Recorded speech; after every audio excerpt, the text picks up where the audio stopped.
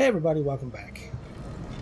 Real quick, my computer ate up the segment between the last episode and now. So, unfortunately, I can't really shut that off. Granted, there wasn't much. It pretty much was just like a straight shot to the next area. So, again, I apologize.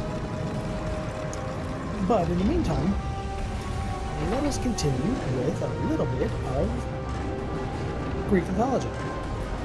So, like I was saying in the last episode, that when Dionysius' daughter finds,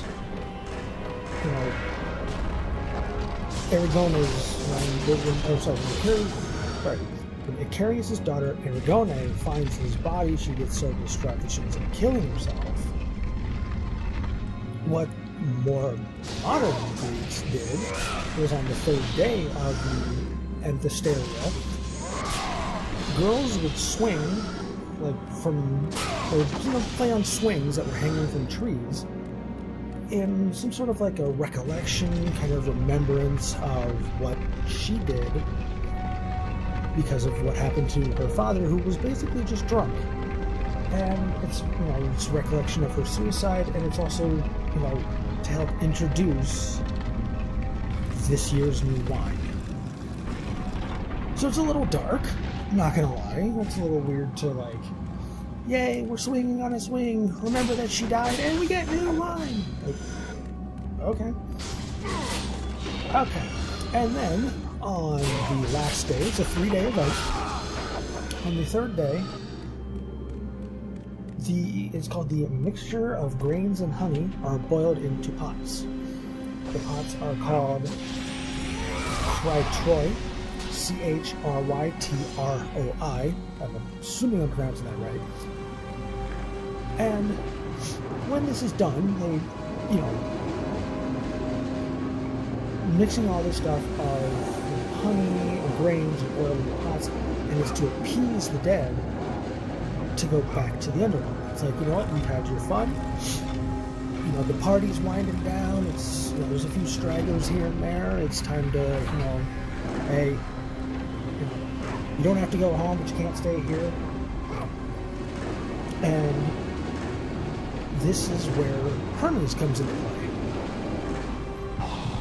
Where he brings them up from the dead, and he brings them back from the dead. So that's kind of that's where he gets put back in to the mix.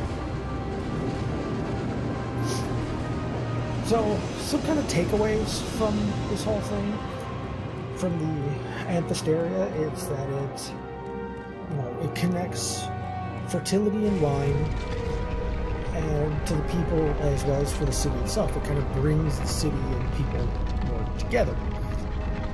It also links the divine as well as humans through sacred marriages, with who Dionysus got married to, and kind of that whole symbolic messaging. There's the highlights of birth and rebirth, of death and rebirth. The old wine is gone, the new vintage is coming out. We celebrate with Aragone, even though yes she died, there's new wine kind of mixed as well as that. And it transforms something that was more of just a normal thing to more of an extraordinary. Moving on to the symposium. Now, the symposium was it was more linked to male sexuality as well as conviviality, but not so much with reproduction, more of just I'm a sexy beast. They would be a symposium. They would gather the elite men in the male quarters of the private home. So those are the guys that you wanted. You want that Fabio dude to go. You go to the symposium. And there's elite men. They were waited upon by servants, musicians, and you probably mispronounced this, but heterae, H-E-T-A-E-R-A-E, which is basically like musical prostitutes. Don't ask me what that means. You know, I don't know if it's more of a, oh, if you play this song, I'll sleep with you, or if it's more like, hey, I play money for sex. That's my payment. You give me sex, and I play Robin Thicke or whatever. And the whole goal of this whole symposium is just one big, massive party. You know, but it also is set to build connections and to kind of think more about the world. You've got this going on. You know, what can I do? What can we do as a society? What can we do together to help bring this to the next level? Now, there are two ways of drinking wine at the symposium. The first one is the crater, which I mentioned, which is just like a giant pitcher, where everyone, right in the middle, everyone puts all the wine in there, and you just kind of ladle it out and drink what you want. Then there's also the Kylix, which is think of it as like a dinner plate, just a little bit more bowl-shaped, with handles on the edges, as well as a little stand. That's kind of what you got. If you're thinking like, I myself have some black plates, so it's kind of like, from the visual here, it's like a black plate with some drawings on it, but it's like that plate that's almost like a bowl. It's a decently small thin bowl, but that's basically what a Kylix is. Now we're going to have a little fun with this. This is what a drinking game, we've got flip cup, we've got beer pong, we've got, all these different drinking games. My personal favorite drinking game is just drink from the bottle. But this one they have it is called the Kotabos, the wine flicking game. Now, the nature of wine. Basically, the way that they looked at wine, again, if you look at Game of Thrones as kind of an example, because Game of Thrones actually took some stuff from Greek mythology, and I'll get to that much later. But why can I not open this door? What the hell? Why can't I open the door? Is there something over here?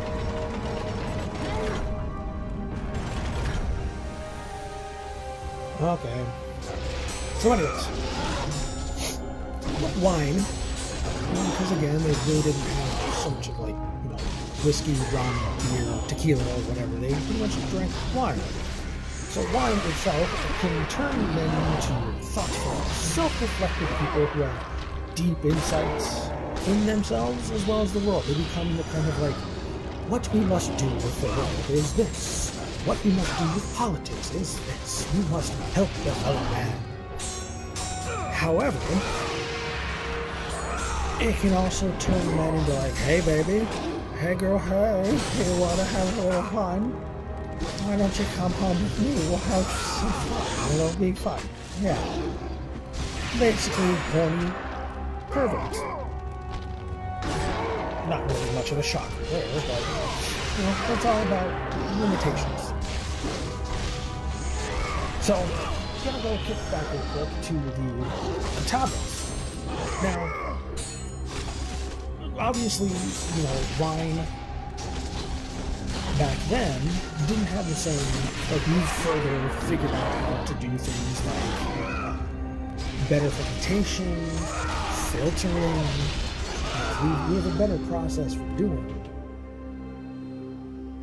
For winemaking than they did back in ancient Greece. So a lot of, the wine itself, if you've ever had, say, like, orange juice with pulp, it's kind of basically the same concept. There's some pulp left with the wine at the very bottom. And, it's not exactly something they would just kind of filter out because they kind of thought it was like, well, if it's got some good pulp, if it's got some pulp in it, it was actually really, really good because there's so much in it. But then just look at all the pulp that's in it. It's kind of like the more pulp, kind of the better concept. Me, actually, I have my own pulp in my own piece, but that's completely different topic. But anyways, so when the guys are done, and they're sitting there drinking, and when they're done, they're like, man, look at all this leftover pulp and the leftover grapes. Hey, check this out.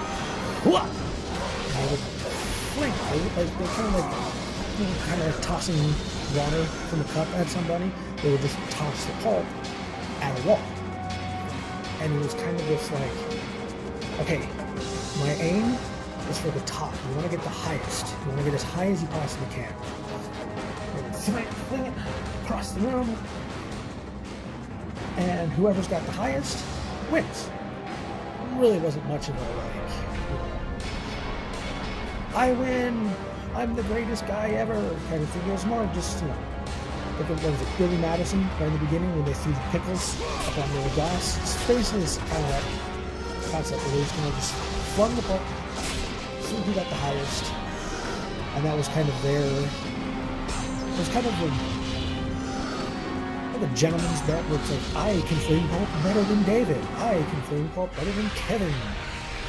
Kind of, it was that kind of gentlemanly contest when it came to the Catawbas. Now, switching away from that, we're going to dive a little bit into theater as well as the masks, because they put on a lot of those, and they wore a lot of masks. Now, Dionysus himself is also known as the patron god of theater, which really doesn't surprise me, because it's kind of an event, and if there's some sort of an event, there's usually some sort of alcohol involved. You just look at it today. Every time I go to a baseball game, I'm having at least 2 beers.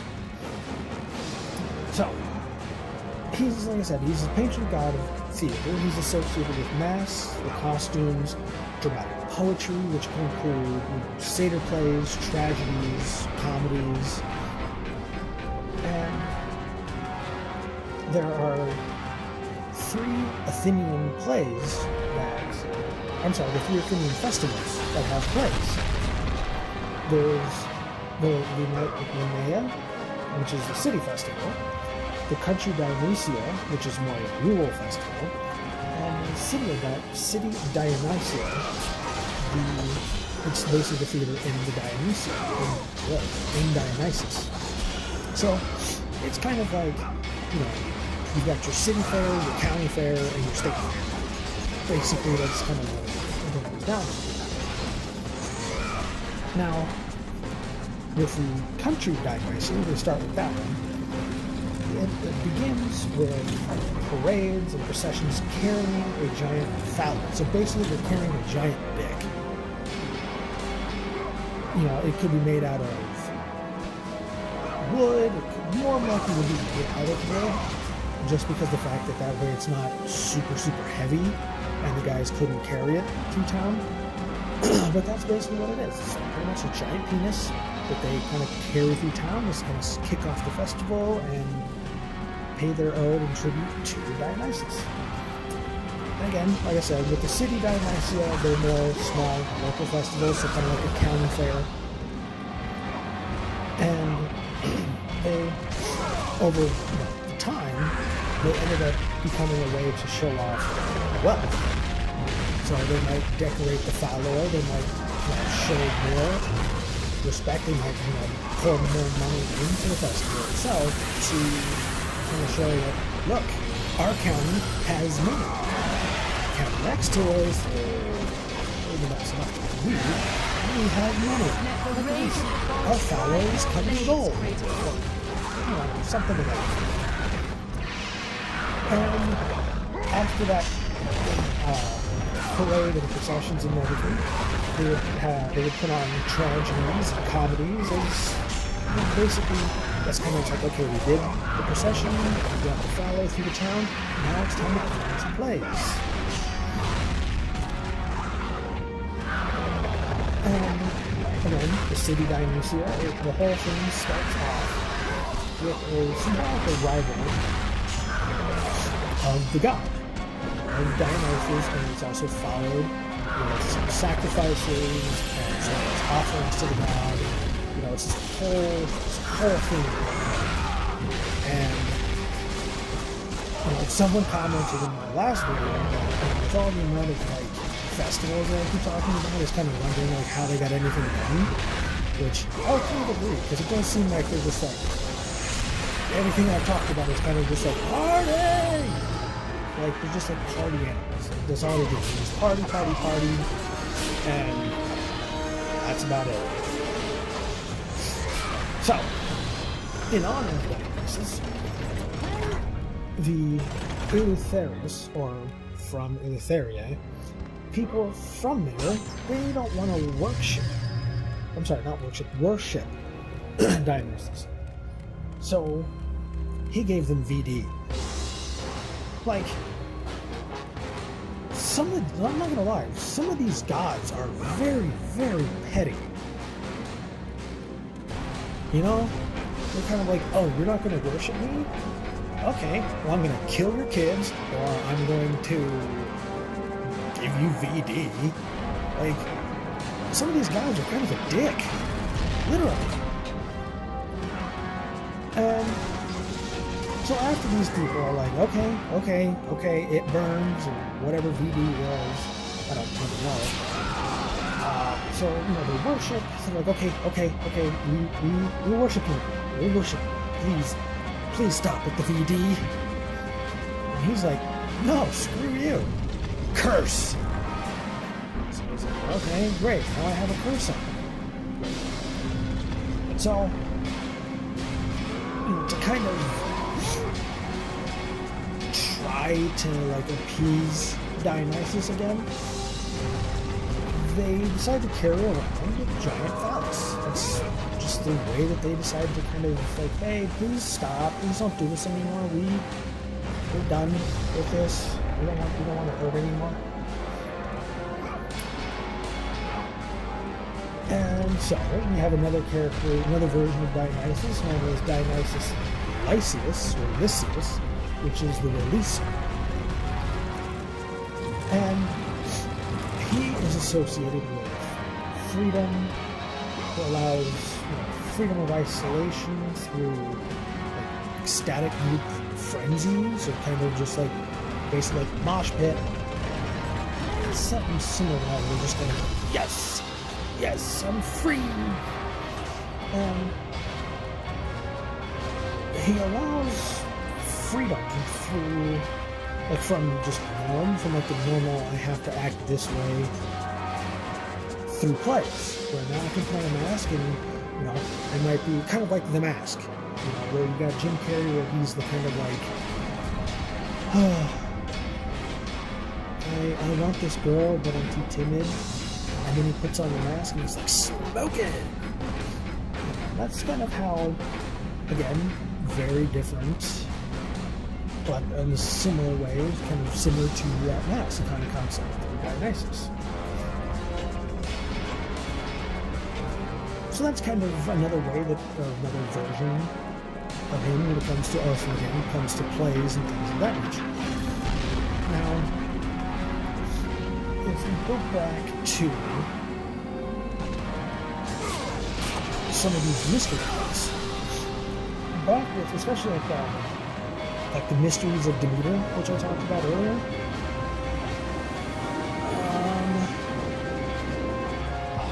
Actually, yeah, I'm a little short on time. So, unfortunately, I'm going to have to pick this up in the next episode. Again, I apologize about what happened with the video between this. I don't know what happened, but I will see you guys in the next video. Like, share, comment, subscribe if you're enjoying this. I will see you in the next video. See ya.